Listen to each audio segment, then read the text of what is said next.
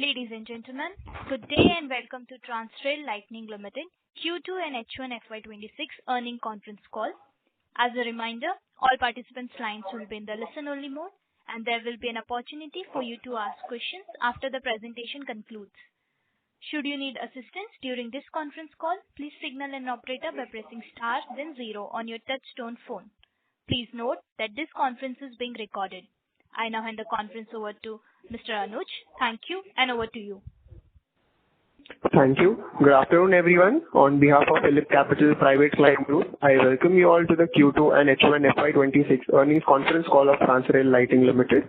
Today, from the management, we have Mr. Randeep Narang, who is the MD and CEO of the company, Mr. Deepak Khandelwal, who is the Chief Financial Officer of the company. I would now like to hand over the call to Mr. Randeep Narang for his opening remarks, and then we'll open the floor for the question and answer session. Over to you, sir. Good afternoon, everybody. Welcome to this earnings call. It's a privilege to have all of you here to look at a second quarter and half-yearly result. The first half of the year marked a period of robust growth backed by continued traction in the T&D segment and timely execution across most of our ongoing projects. Our revenue grew year-on-year by 61%, EBITDA grew by 49%, and PBT grew by 66%, while our PAT showed an impressive growth of 84% in the same period. We have delivered results in line with our expectations, supported to robust performance across the domestic and international projects. Our EBITDA margins for H1 stood at 11.93%, and our PBT margins increased to 8.4%, and our PAT margins increased by 74 basis points to 5.8%, highlighting our strong operational performance and disciplined execution.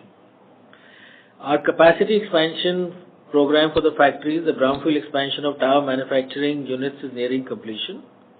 The greenfield project facility remains on track to be commissioned by end of the year. The conductor plant will get into expansion mode by Q1 of next year. And what we see is the phase 2 expansions also on brownfield projects are underway. Our order front, we secured new orders worth 1992 crores during the quarter, that is the second quarter, including entry into 3 new countries. With this, the order inflow crossed 3,740 crores for H1. In addition to this, we have a L1 position of approximately 2,682 crores, led mainly by T&D. We also have encouraging smaller orders in civil and poles.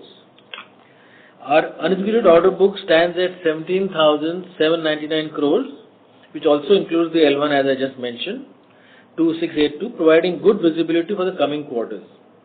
The mix remains well balanced between domestic and international. Our total order book, which is in hand today, is 15,116 crores, 93% of which is T&D segment. The domestic order book accounts for 61%, where the international accounts for 39%. In the first half, we commissioned several key projects reflecting our strong execution capabilities across geographies. In India, this includes 765 kV lines for Adani at Khavda, Khetri-Narela project, and 765 kV DC Banaskantha Ahmedabad for Power Grid. We have commissioned 3 400 kV transmission lines in Sholapur for Renew Power and completed cooling tower works at Yadadri, Telangana, and Udungari, Tamil Nadu. On international front, the Bangladesh, we have successfully commissioned 400 kV Rupur Gopalganj river crossing project, as well as 230 kV Rupur Dharmai line. Additionally, we have commissioned 132 kV transmission substations in Africa, in Eswatini, Nicaragua, Latin America, and further strengthening our execution credentials in overseas markets. We are also proud to be recognized as the most admired emerging EPC company in power sector by ET Now in the Infra Focus Awards in September. Our Deoli Tower Plant also earned an A-grade certification from Power Grid, and we received multiple safety and quality awards, including Maharashtra Safety Award 2023 and recognition of the Corporate Philanthropist of the Year for our CSR initiatives. Overall, the outlook of T&D remains bullish, both in India and overseas. We will continue to pursue planned bidding, margin assertive growth, and disciplined execution as we move forward into the second half of the year. With this, I request our CFO, Mr. Deepak Khandelwal, to take us through the financial performance. Thank you, sir, and good afternoon to everyone. For Q2 FY26, revenue from operations stood at rupees 1,561 crores, a year-on-year growth of 43%. EBITDA was 186 crore with a margin of 11.93%, growth of 34% compared to last year. Profit after tax stood at 90.98 crore, up 65% year-on-year. For the first half of financial year 26, revenue was 3,221 crore, a growth of 61%, and EBITDA was rupees 386 crore, which is a growth of 49% year-on-year EBITDA margin. Year-on-year EBITDA margin stood at 11.98%. PAT for H1 grew by 84% year-on-year to rupees 197 crores. Performance was driven by steady execution and improved operating discipline. Net debt as of September 30 was rupees 703 crore with a debt equity ratio of 0.38 times. Working capital stood at 84 days and 77 days ex-IPO funds, supported by timely collection and monitoring. Our liquidity position remains adequate to meet current and near-term requirements. In summary, Q1 and H1 financial year 26 reflect steady operational performance and financial discipline. We remain focused on maintaining execution efficiency, cost control, and balance sheet stability as we progress through the year. Okay, we can now go into the next phase of this call.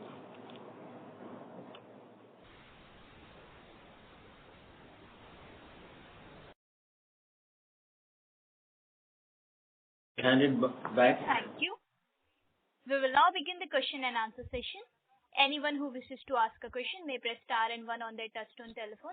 If you wish to remove yourself from the question queue, you may press star and two.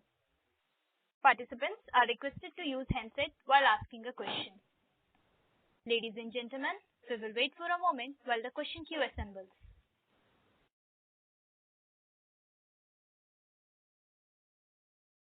The first question is from the line of Palash Jain from ICICI Securities. Please go ahead. Hello. Yeah. Congratulations, sir, for a good set of numbers.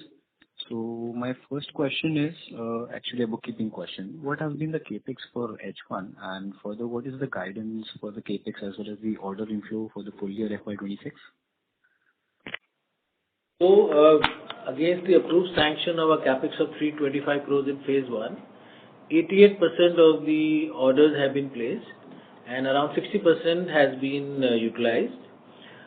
The order book guidance, if you see, we are at 3740 for H1 with 2,600 odd crores of L1. So we will be in the range of 9 to 10,000 crores of fresh order book for this year.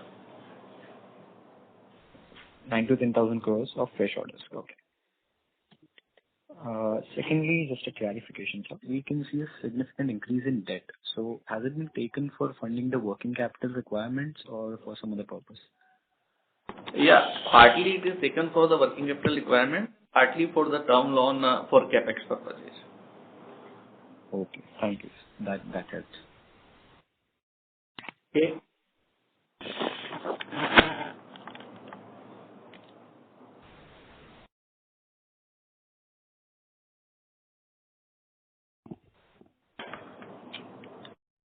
A reminder to all the participants, please restrict yourselves to 2 questions. The next question comes from the line of Bala Murli Krishna from Oman Investment Advisors. Please go ahead. Hi, good evening. So, as far as the execution is concerned, from the brownfield and greenfield capex going to stream in the coming quarters. So, is it anything related to the capitalization, the execution phases which you want when the Mr. Bala, sorry to interrupt. Mr. Bala, sorry to interrupt. You need to check your audio. You need to increase a little bit. We can't hear you clearly, please. Yeah. Can you speak louder? Yeah. Yeah. Is it okay now? Loud and clear to me. Hello. Yeah, better. Yeah. Regarding this execution, so is it anything related to CapEx, which is we are having some CapEx which is going to be online in the coming 2-3 quarters? So we may expect some speed up in the execution because after the CapEx is realized, or it is nothing related with the CapEx? Okay. So, let me tell you that we already are fully backward integrated for towers, conductors, and testing, and including our poles. So as the ramp up for brownfield is already happening, it is already helping us in our execution to meet the customer timelines. So we are well placed for completing our jobs on time, and the guidance given for this year's revenue is around 25% growth over previous year. So all this backward integration and brownfield project expansion is helping us in that. And when it comes to the growth trajectory, so this year and next year, we're expecting 25%. So going forward, maybe after that, maybe we need to achieve around 10,000 crores of revenue. So in the tender, how is the pipeline of the orders, so whether it can support that much of revenue potential? How do you shape up? Could you please go on that on? So what I could understand from your question, I'll try and answer. So we are today at 2.8 times of book and bill. So we are understanding our growth for next year and the following year, and we're looking at a 23-25% guidance of growth for revenue for next year from whatever we finished this year. So we have the order book to sustain, plus as I mentioned to you, we will be booking further orders in H2 to the tune of 3,000 to 5,000 crores to meet our need. Okay, that's all from us. Thank you. Thank you. Thank you. A reminder to all the participants, please restrict yourselves to 2 questions. The next question comes from the line of Shubham from Tikri Investment. Please go ahead. Good afternoon, sir. Thanks for providing me an opportunity. Sir, my question is related to gross margins. Sir, if we see our steel prices have dropped by around 3 to 4,000 per metric ton, but we have not seen any increment in gross margins. So, sir, can you provide me the reason for that? And another question is regarding CapEx. We have seen our net PP grown by 65 CR on comparison with 31st March 25. So, what is the CapEx we have commissioned? Yeah, so as I mentioned to you, first we'll answer the CapEx question.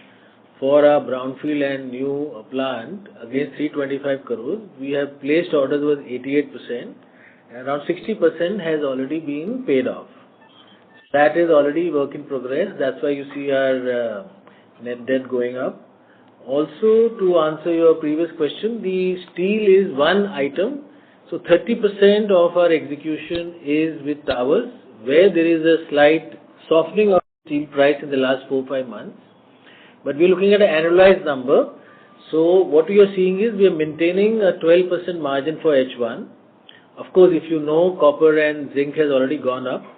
So those are other commodities which do impact. And also certain construction cost has gone up in the market because of demand and supply.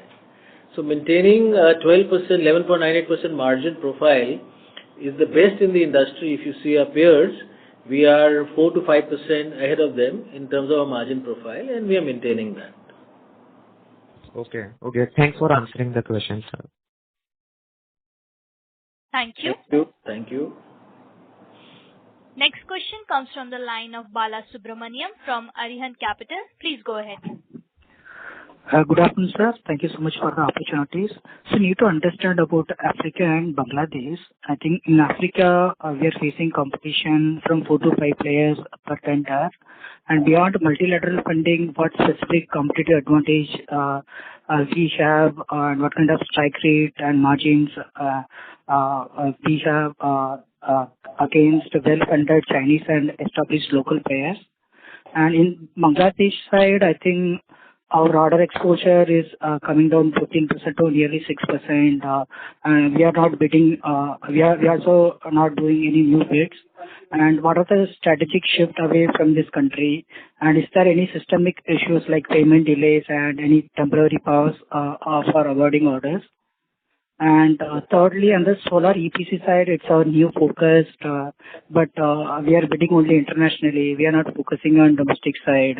And what is the competitive intensities, especially international markets, it's our very thin margins. Okay. So let me answer your first question, which was on the Africa market. Now, Africa, we are working in 15 countries and we work mostly with multilateral funding agencies. We basically depend on our design engineering strength as Transrail, which helps us to look at waste volumes and be competitive in our bidding. So we are actually doing a good number of jobs, 19 odd jobs in Africa, and which gives us the position of strength in Africa. Coming to Bangladesh, we are focusing on executing the jobs as I mentioned in my first opening speech. We are doing well, execution is on time, and by the end of this year, 5% of our order book will be in Bangladesh, which we intend to finish by June, July of next year. So, and we are not bidding for any new jobs as of now. But we will look at it post next year once we finish this job. The third question is on solar EPC. We picked up one job which we're going to start executing. Our strategy is to look at international jobs because we believe that EPC along with our current portfolio of transmission, ground cabling, solar EPC is akin. We can have some basket products and the clients being same, we have opportunities to look at reasonable margins and to execute there. Principally, we don't want to work in India because we are still looking at opportunities in international, particularly Africa and Caribbean. Okay, sir. Sir, working capital days have been increased to 91 days in H1 compared to 74 days in FY25. And is there any temporary related to project phasing or is there is structural issues? And what kind of working capital days we expect end of this financial year? So working capital days, in fact, has been reduced. If we see the gross number of days, it was 91. It has gone down to 84. Excluding IPO, it has increased a little, 3 days only.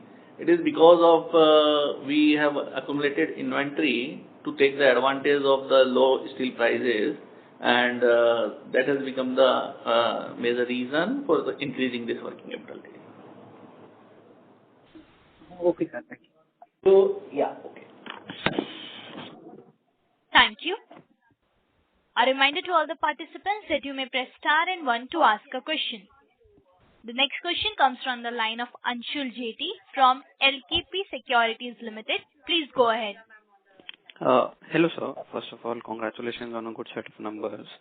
So we posted some strong execution in Q1.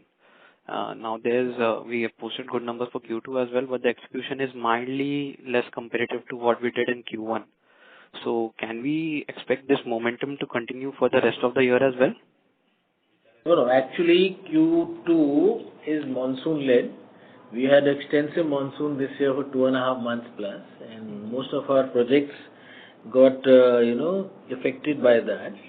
So principally, we see that catch-up happening in next quarter, Q3 and Q4, without a problem. But the projects have to be executed and on a timely basis, so the revenue catch-up will happen automatically.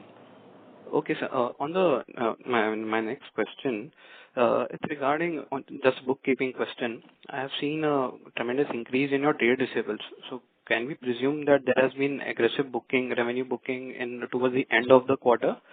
And if yes, so is there any conversion of those trade receivables into cash ongoing in October and till now?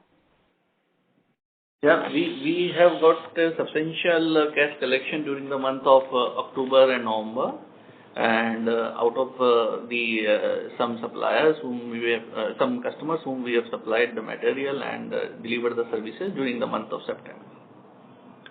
Okay. And so just one last question.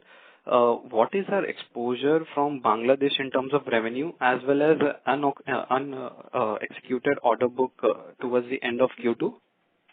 Our total exposure will be around 1,500 odd crores from a starting point of 4,500, and we will finish another 900 odd by end of this year, and whatever will be left will be done by June, July. So what's our total receivable from Bangladesh as of Q2, sir?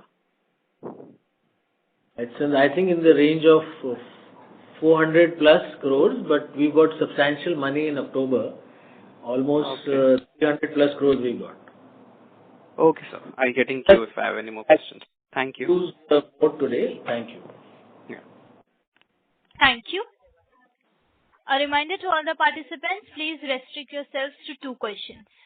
The next question comes from the line of Nikhil from Kizuna Wealth. Please go ahead. Yeah. Thank you for the opportunity. Congratulations on a good set of numbers. Sir, I have a certain bookkeeping questions. Like our contract asset, which contains our unbilled revenue and retention money, that has grown faster compared to our revenue from operations, and we are unable to make cash flows. Even in the first quarter, we have not made the first H1. We are not able to make the cash flows from operations. So how are we looking into it? Sir, if you observe the contract asset vis-a-vis March 25, our total increase has taken place by 156 crore, whereas this mainly includes the TOC retention and the final retention. So TOC and final retention increase has been around 250 crore. So other IAS, unbilled revenue, etc. assets have been reduced by 100 crore. So TOC retention is very much can be seen by the high turnover which has taken place during these last 1.5 years. So that is the reason behind the increase of the contract asset. And this is something which will come down as the project close, the retention money will come back. Yes, sir. About the cash flow, so how are we going to generate more cash flow for operations? So our cash flow, as we mentioned, net working capital days is 8. The teams are looking at faster collection. We have a very clear agenda to expedite that. And we also have old project closures and retention money coming back. So we are not worried about the cash flow. We have abundant funds on the table. So, the retention money, that is actually the 5% of the project that is kept aside. So apart from that, we have receiving all the cash flows. And if there are, let's say, 20 projects, these are all accumulated, which will come in the Q3 and Q4. Okay, so that's great to hear. And so I've been going through your annual report. We have given a report of to related party Burberry company. So that has been given in like 22 or FY23, and there has been no repayment of that loan. So can you highlight certain pointers on what basis that loan was given and how are we going to get that back? So there has been there is a clear collection plan. The loan has been given. So for a period ending on September 26, so we are expecting that to collect by September 26. If required, then means that can be divided into 2 parts, and partly we will collect in 26 and partly we will collect in 27. And so money came in last year also? Yeah, money also came in last year, March. Part of the money was recovered during the last year. And we are having interest as well on the same, which is very attractive compared to... 30 crores was returned in March, and then we will have the next tranche coming in Q3. By March, yeah. Sorry to interrupt, Mr. Nikhil, but there are several other participants waiting for their turn. Yeah, but sir is answering the question right now. Yeah, so I just mentioned to you, 30 crores came in last March. The next tranche will happen now by Q4, and we are in a comfort zone, plus we are earning interest on this. Okay, sir. Thank you. I will get back in the queue. Yeah. The next question comes from the line of Daksh Malhotra from Adriv Global. Please go ahead. Yeah, good afternoon, and congratulations on a decent set of numbers. But my question is also in sync with the previous participant, that the cash flow from operations, the overall receivables as well as payables seem to be extremely high. They are, if I just check the data, they seem to be in tune of almost 50% of our annual revenue on both the ends. Just wanted some clarity, or if you guys can explain it, it will be very helpful. Thanks. Basically, this is a high working capital intensive industry. So growth when it takes place, so revenue comparative to receivables and contract assets cannot be compared. If we see in isolation, then receivables are also getting received. There is no bad debts or provision for doubtful debts has been created. ECL liabilities have already been created by 40 crores, and in contract assets, all unbilled and TOC retention will be recovered once the projects are going to get completed. Sir, but your trade payables are in September quarter almost touching 2,500 crores, which is, considering we have done about 6,000 crores odd of revenue in the first 6 months, closer to 45%. It is basically includes the bills of acceptance, which are to the extent of, and if you see that 31st March and right now, it is on the same level. The increase is around 100 crore, not more than that. So during the last 6 months, we have increase of 100 crore in trade payables. Yes, understood. The increase is not much, but was just trying to figure, are vendors comfortable giving such high, such long payable days, or just not being able to wrap my head around it? In this business, normally procurement is taken place through the instrument of letter of credit. So to match the receivable cycle, we normally give the letter of credit for 6 months. So vendors are a bit secured to a greater extent, and that money is realized by them getting discounted against the letter of credit. So this is the bills of acceptances, which is higher. Okay, understood. And even when we supply material, we do it against letter of credit because our receivables are also of credit. And our profile of customers in India are all top-notch marquee customers, and they pay us within 30 to 45 days. Understood. Thank you very much. Yes. Yeah. Thank you. Thank you. The next question comes from the line of Shubhankar Gupta from Equitree Capital. Please go ahead. Hi. Congratulations on the good set of numbers. I have 2 questions. First is around the resignation of Ms. Vita Dani with effect from 10th November, which probably has something to do with Asiana Fund also reducing stake. So, sir, my question is, can you throw some more light on this? Yeah. So, principally, she had come in on our board through Asiana Fund when they had invested, and there was no corporate compulsion for them to continue. And that's a normal process of joining. She's been on a board for 2 years, and then she's chosen to exit. And that's part of the normal corporate process. Okay. Okay, good, sir. And second question is around some financials bit. So there was an unsecured loan of around 80 crores to Burberry Infra, and then probably some interest receivable. I'm not sure on the interest receivable bit. But my only question is, have we gotten that loan back, and what's the update on that? That's right. Just now, as the MD stated during the previous question, we have already received 30 crore during the last financial year, and part of the amount will be received in Q4 this financial year, and balance will come by the next thereafter 26-27. Okay, so 20 crores by end of this year, 30 already received, and then remaining by next year. Right? Yeah. And interest also Okay. charged at the rate of 12%, which is higher than the borrowing cost of the company. Got it. Okay, sir. Sir, any light on why China Fund is reducing stake? Anything we are aware about? No, but that's a corporate investor who chose to come in for X period of time, and that's their call, and we don't have any issue. Got it. All right, sir. Got it. Thank you. Thank you. The next question comes from the line of Raj Saraf from Finvestor. Please go ahead.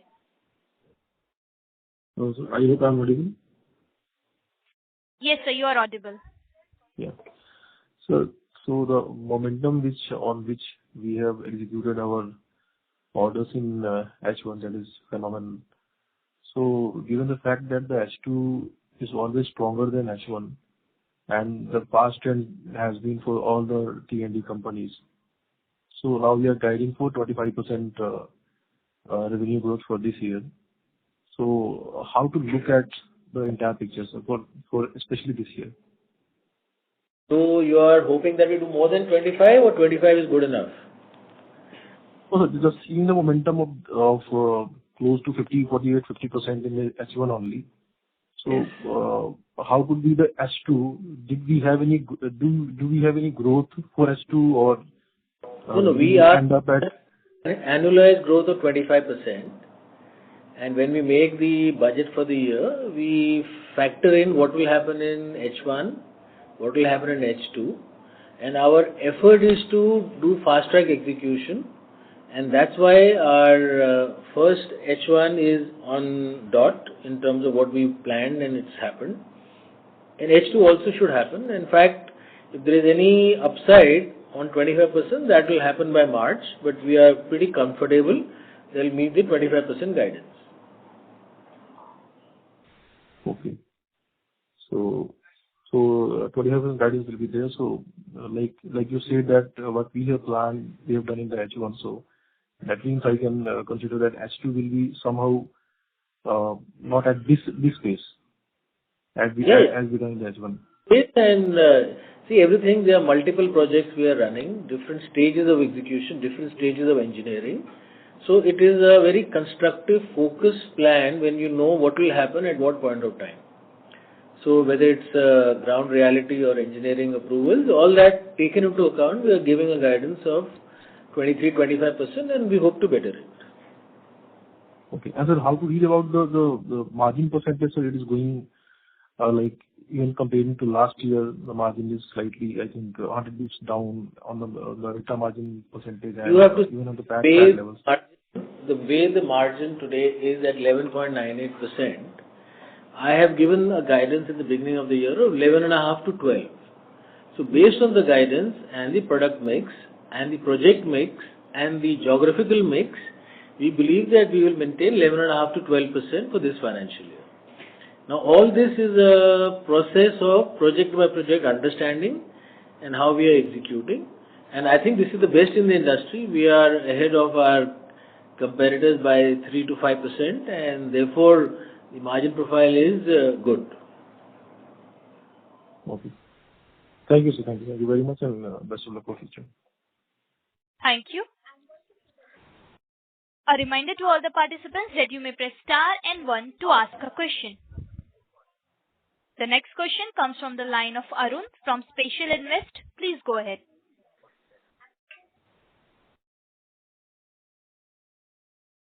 Mr. Arun, kindly unmute yourself and proceed with your question. As there is no response from Mr. Arun, we are moving on to the next participant. The next question comes from the line of Avantika, an individual investor. Please go ahead. Answered this question partly in your previous, but I just wanted to clarify. You mentioned that your full year guidance is 25%, and in the first half you've already done 61%. So at 20 to 25%, there's basically zero growth in H2 for the full year? Not at all. The H2 numbers are much steeper, and what you're comparing is to the last year. But if you see the growth of 5,300, last year we finished at 25%. H2 also has a huge project execution to be done. So if you look at the maths, we will be overall on 25%, and that's the number you should see. And of course, H2 also will grow going forward. So if we are doing 25% for the full year for FY26, we've already achieved 60% growth in H1, which by and large kind of covers even the H2 growth if we are still hitting only 25% for the full year in FY26. I had mentioned a caveat that we may better it also. So first quarter and second quarter of last year was a slow start for us because of engineering design approvals. Now we are in an execution phase. So therefore the growth looks big versus last year, but it is part of our business plan and we will continue for achieving the numbers we have promised. Understood. Thanks. Thank you. Thank you. The next question comes from the line of Anusha from Phillip Capital. Please go ahead. Hi, sir. A couple of quick questions. So we have, done 1561 crores of, revenues in September in this quarter. So I just wanted to understand how much is the domestic percentage of revenues and how much would be the exports? So our exports will be around, international will be 50%, domestic 47%. Domestic would be 47, right? Yeah. Okay. And what could be the percentage of power T&D in this? Power T&D is almost 90%. 90%. Okay. And sir, as you had mentioned that we are targeting a growth of 25% for the overall year, and we've already achieved nearly 50% of in the first half itself. So are we planning to revise that guidance, which is considering that typically H2 is likely to be a stronger quarter in general for the power T&D companies in terms of execution capability? So are we planning to revise any such sort, because we've already achieved 50% of the projected revenues?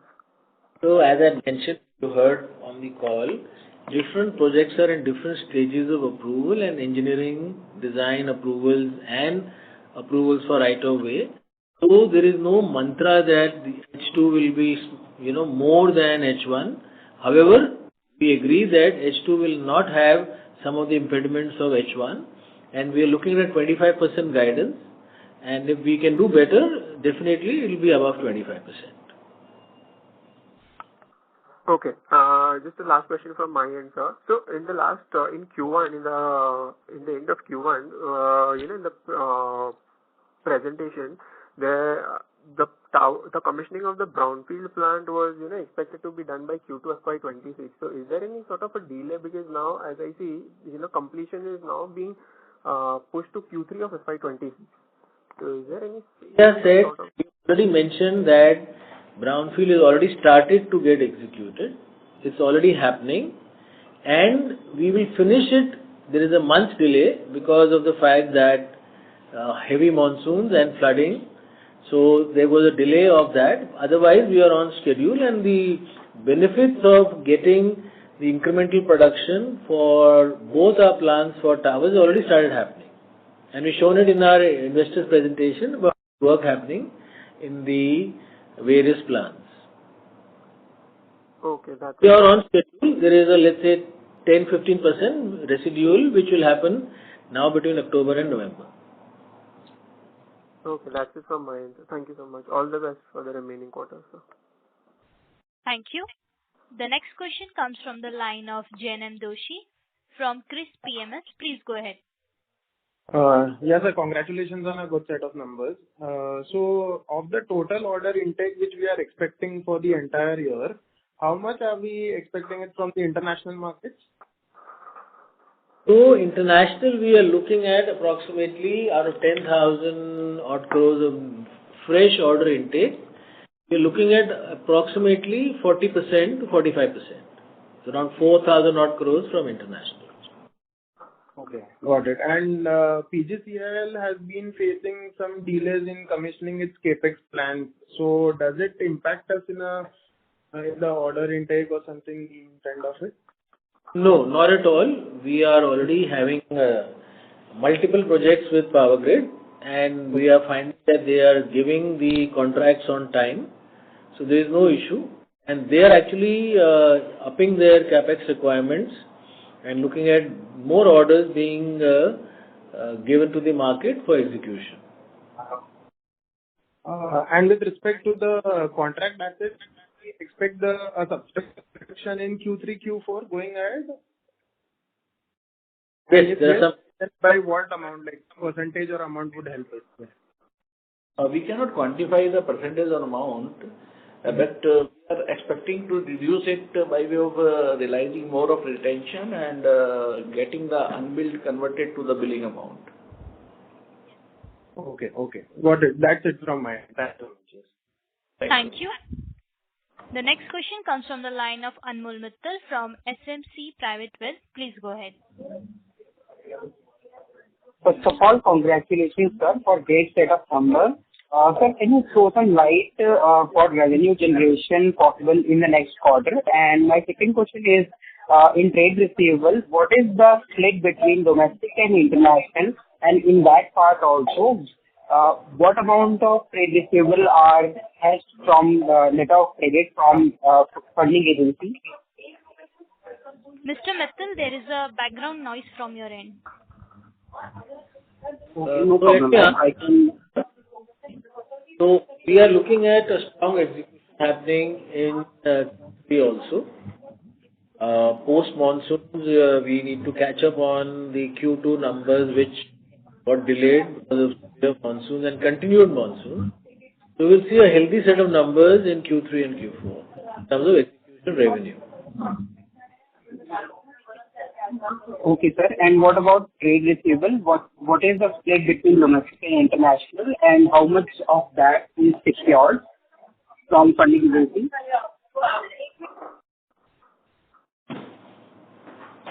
So, receivable remains.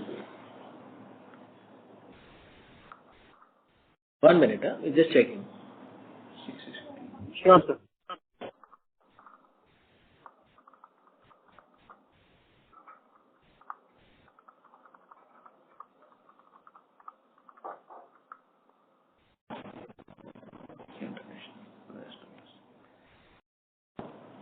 Around 60% is from the international and rest is from domestic.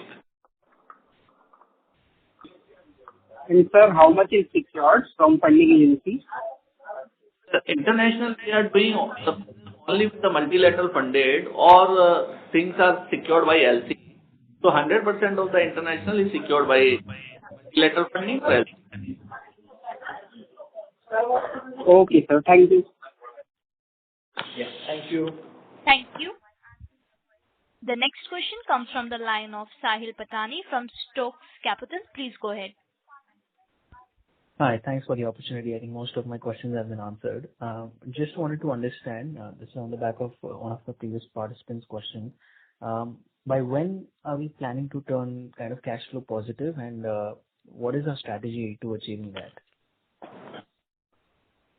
So we are in company working a very highly intensive program of working capital management, and we are expecting that we will be in a position to reduce our NWC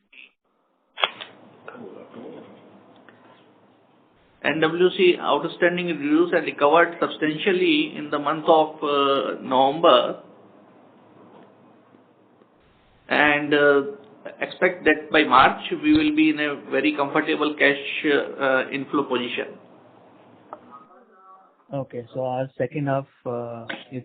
Yeah, second half it will be December and March are the focus milestones. Okay. And my second question is, sir, what is the traction, how is the traction you are seeing for railway projects and bullet train projects? So railways is a small SBU for us, 4 to 5% of our revenue. We are very selective in bidding here based on the margin profile and the geography. So we intend to build a pre-qualification here. We don't want to go big in railways as of now. Our focus is T&D as of now. Okay, got it. That's it from me. Thank you. Thank you. The next question comes from the line of Raj Saraf from Fininvestor. Please go ahead. So thank you for the follow-up question. So, sir, just excuse me for I'm bringing this question again, because already this has been asked by myself and also from one to participants more. But sir, when you say that there has been some delay in execution in the monsoon season, and that will be spill over to the Q3, and we are already maintaining a run rate of around 1,500 to 1,600 crore. So, just by going this statement, that means that we will be doing much better in Q3 and Q4. But at the same time, at all three questions, there is a guidance of 25%. So actually, on this perspective, there's a confusion on how the H2 will pan out. And the second question is, Actually, the dilemma and the question you're putting us is very good. Everybody is expecting that we do better than our guidance, which we want to also do. And it's a good problem to have because our speed of execution is genuinely good versus our business plan. So we are hoping that we meet 25%, and if we can better it, as I mentioned, we definitely will strive, because please understand that all our jobs are with fixed time plans of 24 months or 30 months. And if we can do before time completion, the client will be very happy. And of course, we save money and make better margins. So therefore, our endeavor is to meet 25% guidance. And if we can do better, we are hoping for the best. So are we not satisfied with what we have achieved in Q2, as you were mentioning that monsoon has delayed some projects? So both yeah, for sure. We'll catch up that and we maintain our Q3, Q4 project execution revenue. Okay, sir. And as we are doing more very substantial export revenues, so are you envisaging any kind of risk doing these kind of executions? So all our multilateral. Yeah. So let me explain to you that, see, when you're executing more than 50 projects at a time, some projects will be slow start, some will have some delays, some will be doing well. A mix of it is what you see in terms of revenue. So firstly, to answer your question, overall international projects are secure with multilateral funding. And if there is a delay a month or two, we catch up in terms of revenue for the year. And this is project management, so there always will be some areas where you have not anticipated but have happened. So giving a 25% growth guidance and maintaining our margin profile is what we feel is very good. We are proud of that and we intend to achieve that. So how we intend to just go forward with the ratio between export and import going forward? Because what we are seeing right now a very tremendous span in transmission and distribution in our country also only. Correct. So as we told you, 53-47 hai, but this will change and it will be more domestic than international next year. Any ballpark numbers, sir, if you can guide us on next 2-3 years? 545 is what my expectation. Yeah. Okay, thank you. Thank you for the follow-up question, sir. Thank you. Yeah, thank you. The next question comes from the line of Arun from Special Invest. Please go ahead. Hi there, good evening. So I would like to understand the rationale behind the acquisition of the company announced CEDC Engineering Private Limited. Today. That's what. Can you explain the rationale? That's what you mean? Today? Yes, sir. Yeah. Yeah. So principally, this is a SPV. We are looking at growing our business in civil for bridges and hydros. This is SPV we have created. The investment is very minimal of 50 lakhs, where we want to house this business and see how to grow it. Understood. So, considering the tailwinds for the T&D industry right now, so any industries might will it affect the bandwidth of the management? Mr. Arun, we cannot hear you clearly. There is a lot of crack in your voice. Now is it audible? Yeah, Yes, you better. are audible. But the thing is, whenever you are asking the question, there is a lot of crack. So considering the huge tailwinds for the T&D business right now, will it affect the bandwidth of the management focusing on adjacent civil and the hydro business? Come again. Repeat this question. Considering the tailwinds for the T&D business, will the focus on hydro business and civil business be a lag on the... So I get your question. Look, we mentioned we will be 90%, 88 to 90% T&D. Our focus is not going anywhere. We are building a pre-qualification and looking at opportunities because the infra sector also is growing and bridges and hydro is a sector where this competition is less. So we are only growing our pre-qualifications and being future ready. Our focus remains 90% in T&D and that's our company's strength. Understood, sir. Thank you. Welcome. Thank you. The next question comes from the line of Avinash from LKP Securities Limited. Please go ahead. Hello. Yeah, sir. Thank you for the opportunity. You are audible? Yeah. So, yes, sir. So, thank you for the opportunity. Just wanted to know how much is the bid pipeline. So, as you told that in the overall your targets are like 9,000 to 10,000 crores of worth of order inflow. So, overall, what is the tender pipeline or overall pipeline for you? Okay. So, in H1, we have quoted jobs worth 40,000 crores. Okay. And in H2, we're looking at another 55,000 crores to be bid. Okay, so around about 90,000 crores. 95,000 crores of bid pipeline we have, which we are addressing, and that's the focus we are going ahead with. And what is our strike rate on all these? Like, how much is like? 10%. So if I was talking 10,000, you will understand that it is 9 to 10%. Okay. And so my next question is, you mentioned that you have entered into 3 other countries. So if you could tell us which all countries you have entered and what kind of order inflows you have got from there. We entered 3 new countries, principally Ethiopia, Djibouti, and Botswana. 3 new countries we entered. Okay. And are we seeing any traction in the Middle East side also, where there is a lot of opportunity what we get to hear from other companies? In Oman, we are bidding in Qatar. We are also bidding in Jordan.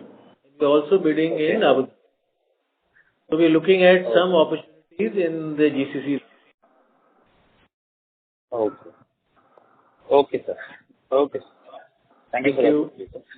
Thank you. The next question comes from the line of Nikhil from Kizuna Wealth. Please go ahead. Yeah, so thank you for giving me the opportunity. Sir, I'm also looking at, when I look at your annual report, I'm also seeing that contingent liability claim against company not acknowledged debt of 67 crores. Can you explain what is that? Is it a legal case or what are you talking about? Sir, in our contingent liability, in our annual reports.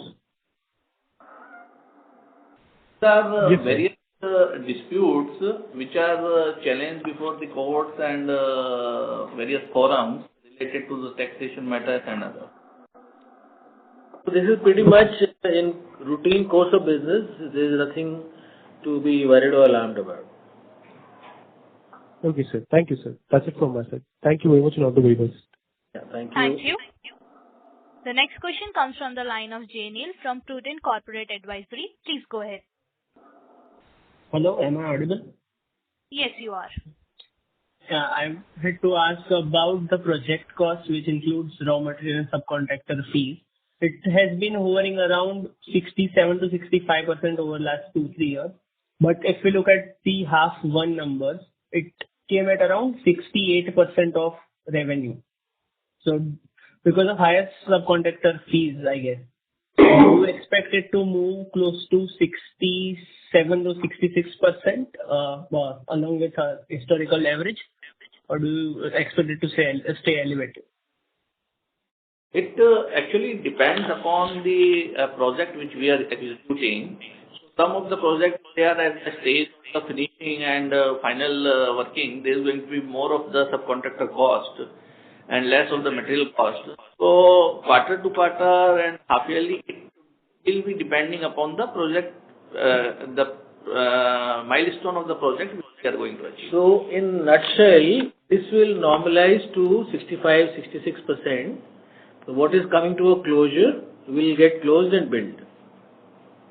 Okay, so in terms of FY26 and 27, it will stay close to 66% only. Yeah, and hopefully by March we should be trying to achieve that. Okay. No question. Thank you. Thank you. The next question comes from the line of Nikunj Bhanushali from Kosh Wealth Management. Please go ahead. Hi, sir. Congratulations for a good set of numbers. So I just have one question, is that what are the major contributors of our order book right now? Maybe you could tell me about the top 3 or top 5 orders. So we have order book from Power Grid. Out of these L1s, around 2,000 odd crores out of 2,600 is Power Grid. Then we have Reliance, we have DRH. They are private players who are giving. So all the top orders are from marquee clients, including international, as I mentioned earlier in the call. Kenya is a big order. So we are working with top-notch multilateral funding agencies and marquee clients in India. Okay. And what is the timeline for the execution of our current order book? Domestic is up to 24 months and international is 24 to 30 months. Actually, international also is now 24 months in some cases. Okay. All right. Thank you. Thank you. Thank you.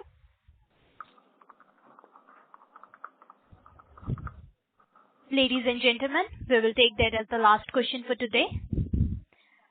I would now like to hand the conference over to Rishabh for closing comments. So I will take the closing comments. Firstly, I like to thank everybody on the call, and I like to make 2 statements. One is we are a professionally managed organization guided by a strong and experienced team and diverse independent board. So we ensure that there is a lot of robust governance and strategic oversight. Our success is built on continuous investment on our people, on training and development. And what we are doing today is all our strategic initiatives and our 3-year horizon, we are very clear how we are going. And we want to ensure everybody that Transrail is in a strong position to actually look at a diversified portfolio. And leading to our guidance, we will achieve our numbers going forward. With this, we'd like to thank everybody and we close the call. On behalf of Transrail Lightning Limited, that concludes this conference. Thank you for joining us and you may now disconnect your lines.